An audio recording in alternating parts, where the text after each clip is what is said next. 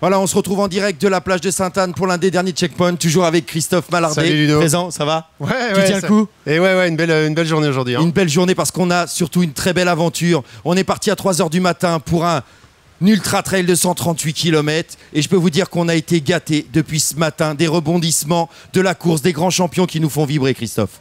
Ouais, une course qui est partie sur les chapeaux de roue avec un peloton de devant assez dense. Hein. Il y avait tout de suite Antoine Guillon, il y avait Stéphane Brognard, il y avait notre champion Alexandre Agnekin, il y avait Eric Lavry, il y avait plein d'autres. Et puis on a vu un premier tournant après Saint-Joseph-Roche-Carré où il faisait très très chaud.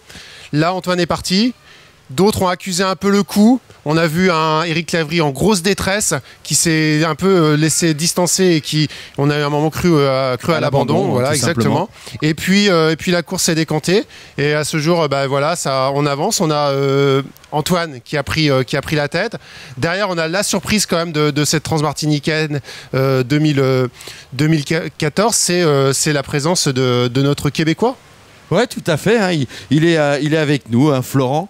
Et il tient, en tout cas, il tient.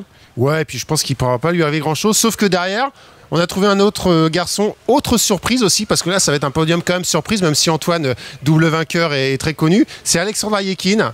Exactement, qui a déjà 4-5 ans de métier dans l'ultra. On a discuté un petit peu avec lui. C'est un garçon qui peut être très très vite sur les plats, fort en relance, un temps de 2,37 au marathon. Il a, on croit, en tout cas, l'espérance de pouvoir essayer de remonter sur le Canadien. Est-ce qu'il pourra le faire sur ses 42 derniers kilomètres? Bon, c'est pas facile, parce que s'il a perdu d'ici là, depuis les 100 premiers kilomètres, 15-20 minutes, il n'y a pas de raison où ça devient plus difficile de récupérer ça sur les 40 derniers, mais ça va surtout dépendre de l'état de forme de Florent, et ça il est pas maître de ça. Donc, mais ça reste quand même un match, et en tout cas Alexandre, quoi qu'il en soit, va faire l'une de ses plus belles courses et un de ses plus beaux podiums. On l'avait vu cette année à la 6000D où il s'était classé 4e dans un gros contexte, mais sur un format de 68 km, et là aujourd'hui c'est quand même une troisième surprise, deuxième surprise pardon, parce que je pensais déjà au 4e, et ça c'est la troisième grande surprise, c'est la reprise de course d'Eric Lavry qui tenant du titre, hein, recordman de l'épreuve, et on n'y croyait plus, et puis il file quoi. Ce que je vous propose derrière l'écran, c'est vous de présenter le classement.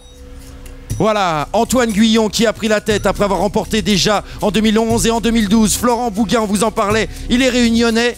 Bien sûr, il vit depuis 15 ans maintenant au Québec. Alexandre Agnekin, Eric Lavry, Renaud Rouanet, Damien Vaisseau, Ludovic Chevalier à la 7e place. Notre Espagnol, on en a peu parlé, mais bien sûr, Oscar Pérez Lopez, qui est le tracteur. Il a déjà remporté le Tour des Géants. Il est toujours présent, il est à la 8e place. Maurice Lucas, qui est en train de faire l'un de ses meilleurs classements. Et à la 10e place, Clément Dumont. Il n'y a pas eu beaucoup de changements, hein. Damien Vaisseau, Ludovic Chevalier, ils étaient placés dans le top 10 dès le début. La grosse surprise et le gros retour, c'est finalement Oscar Pérez qui est parti prudemment, ou en tout cas avec sa forme du moment, et puis qui glisse vers l'avant du classement, peut-être aussi dû aux défaillances des autres coureurs. Il y a eu beaucoup de coups de chaud, beaucoup de ralentissements. On a vu des coureurs prendre énormément de temps sur les ravitaillements, c'est pas chose classique sur les coureurs élites, en tout cas, qui généralement avec leur assistance expédient leur ravitaillement en 2-3 minutes maximum. Là, on les a vus passer sous les robinets, sous les jets d'eau. Se refroidir, baisser la température. Et voilà, c'est assez intéressant ces podiums. Est-ce que ce podium, à ton avis, on va se mouiller un petit peu, on est à quelques heures, on a vu les images de la ligne d'arrivée. Est-ce qu'il peut bouger, à ton avis? Je vais casser l'ambiance, hein, mais je crois qu'il est figé là, le podium. Toi, je sais que tu penses le contraire. Alors du coup, il y aura qu'un qui aura raison à la fin, mais moi, je pense que ça va être quand même difficile. Alexandre est fort, très bien, mais c'est quand même compliqué de récupérer 15 minutes sur 42 bornes. Ah ouais, c'est pas si facile, c'est tout. Mais bon, écoute, de toute façon, on verra ça. Et puis c'est vrai que j'ai hâte de voir. Il y a peut-être un match, mais moi je pense que le podium va quand même pas évoluer. En tout cas, Eric Lavry nous l'a dit clairement sur son dernier ravito. Maintenant, moi je vais gérer ma 4e place. Je me voyais pas aller jusqu'au bout. Pour l'instant, les sensations reviennent. J'arriverai pas à revenir sur Alexandre Agnekin. Il y a trop d'écart. Alexandre, lui, on l'a vu au ravitaillement, espérait quand même pouvoir aller chercher Florent. Alors peut-être. Peut-être, ouais, peut-être. Et puis bon, oui, c'est sûr qu'Eric il est sur le fil du rasoir. Renaud aussi depuis des heures, ils sont dans le dur, donc ils vont finir tranquillement et à une magnifique place, quoi. Top 5 à Transmartinique, c'est quand même une superbe course. Et voilà, le classement s'installe tranquillement. Il y a peut-être cette surprise, ouais, 2-3. Allez, je te l'accorde. On va peut-être les regarder le suspense là-dessus. Je suis pas certain de mon résultat ou de mon pronostic en tout cas. Allez, on va profiter en tout cas de l'hélicoptère, des fabuleuses images de la Martinique vue de haut avec une très très belle musique.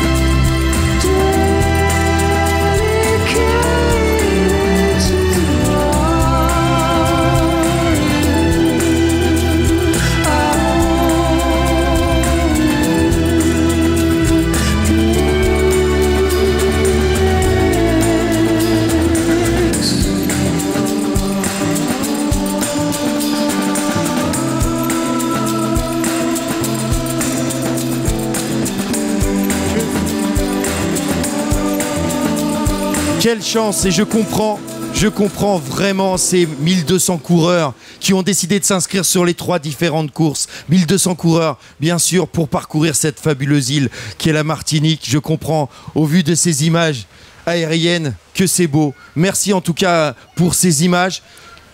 On revient à la course. 21 abandons. On aurait pu penser sur ces plus de 300 coureurs, c'est pas grand-chose malgré la chaleur. 21 abandons, c'est dérisoire. C'est très peu. Ouais, c'est très peu. Ça aussi, c'est un fait étonnant, mais finalement, ça reflète aussi la population trail qui prend conscience aussi de la difficulté des parcours et qui sait s'adapter. C'est-à-dire, on va pas dans le rouge. On sait qu'on a un long parcours à faire et on doit se gérer, on doit prendre le temps. Et ça, c'est bien. C'est bien qu'il n'y ait pas tant que plus d'abandons. Ouais. Et puis on va revenir un petit peu, on en a peu parlé, mais les filles, on a Morgane Créton, première depuis le début de la course. Géraldine Micheron à la 2e place à 35 minutes. Puis derrière, à moins d'1 heure, Christelle Luzard qui a remporté le défi bleu en 2013. Une course que tu connais bien, Christophe. Ouais, le défi bleu, c'est départ à 22h, c'est-à-dire dans quelques heures, la deuxième course de la Transmartinique. Une sacrée course aussi, 55 km, que de nuit. Donc pas facile. Aujourd'hui, il y a deux courses en France. Il y a le défi bleu, il y a la Saint-Élion de nuit. Et c'est un peu la Saint-Élion des Antilles. Voilà, je te propose la carte que tu connais bien, le parcours que tu connais assez bien pour l'avoir couru. Donc c'est le François, première grosse difficulté qui va vers le Vauclin. Et puis ensuite, on rejoint Macabou. Et puis là, on longe toute la côte pour rejoindre Sainte-Anne. Superbe. Et on retrouve Yannick sur le terrain. Comment tu vas, Yannick? Ils nous préviendront si jamais on passe à l'antenne, t'inquiète pas. À toi. Allez, vas-y, envoie Manu. Tu tireras une bille, mon frère. Et par contre, tu peux être vigilante, faudrait pas qu'on rate les coureurs. Reste vigilant. Je sais pas s'il me parle. Ok, on y va. Voilà, allez, Yannick, notre brin de fraîcheur sous des chaleurs ici à la Martinique. Merci Yannick. Tu as été parfait, on te retrouve du côté de Federer pour le prochain match.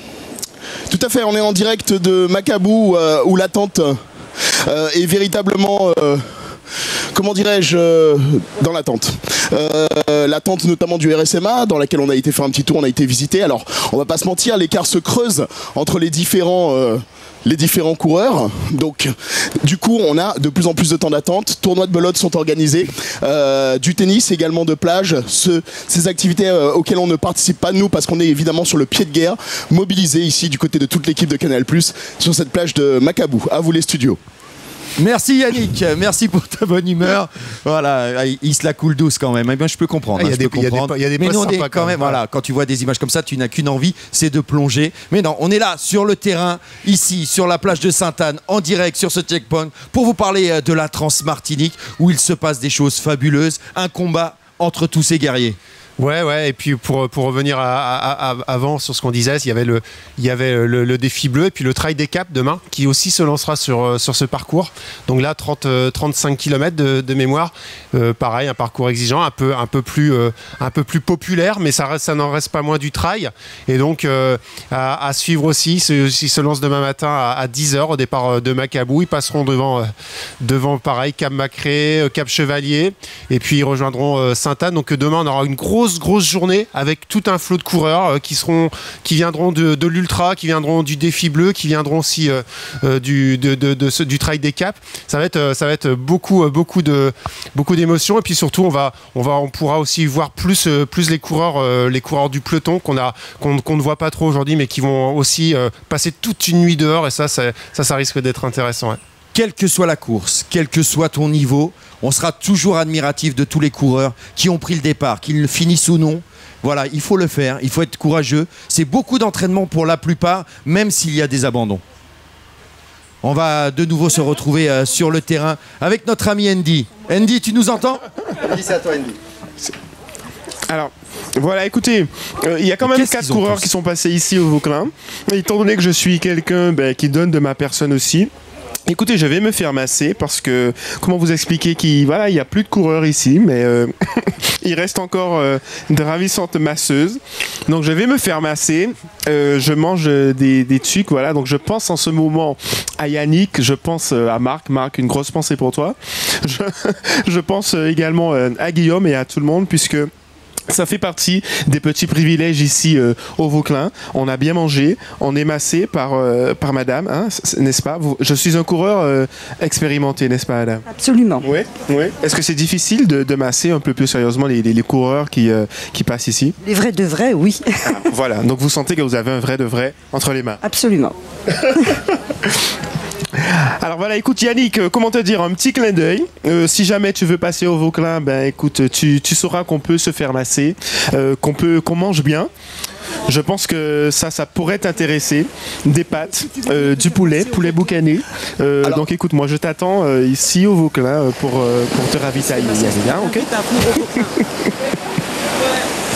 Alors Andy, je te remercie beaucoup pour ta proposition, mais Voilà, on l'a perdu, c'est pas grave, on le retrouvera tout à l'heure. En tout cas, il faudra qu'on discute, nous, avec Jean-François Assoun, hein, parce que, voilà, il y en a qui jouent au tennis, d'autres qui se font masser. Non, pour nous, c'est un plaisir d'être ici, en direct, sur la plage de Sainte-Anne, où on vous espère, nombreux et nombreux, ce soir, aux alentours de 19h, 19h30, l'arrivée peut-être du premier, d'Antoine Guyon et des autres. On veut voir un maximum de monde sur cette ligne d'arrivée, un maximum d'ambiance, ici, à Sainte-Anne. Venez nous rejoindre pour une belle fête, pour accueillir tous les coureurs. Bien sûr, on attendra les premiers, mais jusqu'au dernier demain, dans l'après-midi. Soyez avec nous.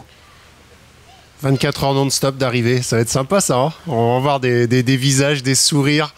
Beaucoup de fatigue, mais ça, c'est les grands moments. On se pose, moi, j'adore ça. C'est me poser sur une ligne d'arrivée ou quelques mètres avant et on voit vraiment tout le flot d'émotions qui ressort parce que là, il y a des sacrées histoires personnelles parce que chacun y va pour une motivation. Alors, on parle de plaisir, mais il y a aussi de l'investissement au quotidien ou en tout cas hebdomadaire pour arriver et prendre le dossard de l'une des 3 courses parce que chacun a son défi.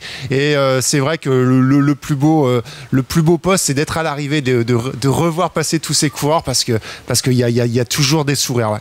Ouais, comme tu le dis, certains courent pour des associations comme ESSA Caraïbes, certains reviennent de maladies, d'autres ont perdu beaucoup de poids, d'autres se mettent au sport. Chacun a son histoire, sa propre histoire, et on vous les montrera, tous ces visages comme ça, sur la ligne d'arrivée, que ce soit le 33, le 55 ou le 138 km, il faut venir le faire et ça vous permet de venir en famille. Si vous voulez vous inscrire pour 2015, c'est possible.